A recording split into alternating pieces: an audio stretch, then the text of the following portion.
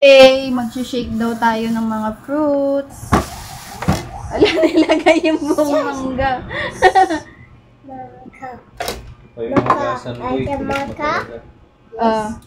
Ano yan? Tatanggal yung balat. Gaganyan. Oh, ikaw nga. Ganun mo. Gusto kasi mga alam eh. O, diba? Gusto niya siya. O, lagay mo, mahulog. Ay, ayun na nga, nahulog na nga. Hindi pa sa kutsara. Very good daw. Nangingialam. O sige, sa kanya muna to, daddy, ah. Anong gusto mo? O, yan. O, ito pa. Tapos ito ring apple. Ayan. Sige. Okay na yan. Okay na yan. Ganito yan, anak. Meron niyang ano. Ay, hindi yan dyan. Saksak daw. Sak mo na ba? Naksak mo na kasi. Dapat dito mo na sinaksak.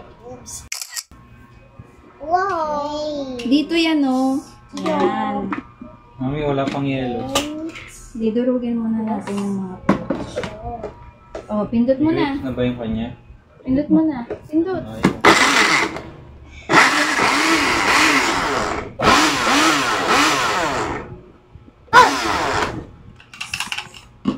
Serious? Hello, daddy. Pakuha, please. Lagyan din natin itong gatas.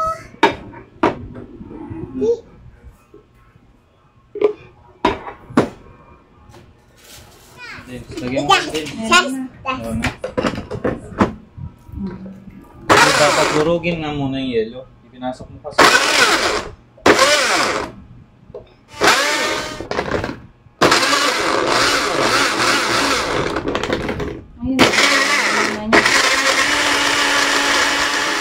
Tama na. Yun na, yay.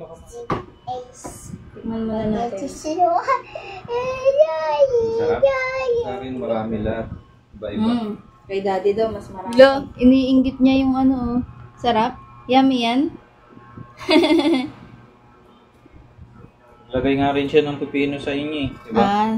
Yung ano, nilagay niya pala yung pipino. Nilagay niya. Sarap din pala, no, kahit mixed fruits. Yun, kay daddy naman daw. Ang dami.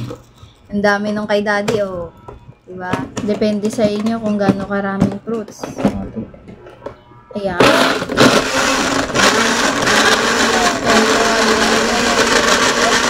Sarap. Yung sarap nito. Sarap ng mix pala.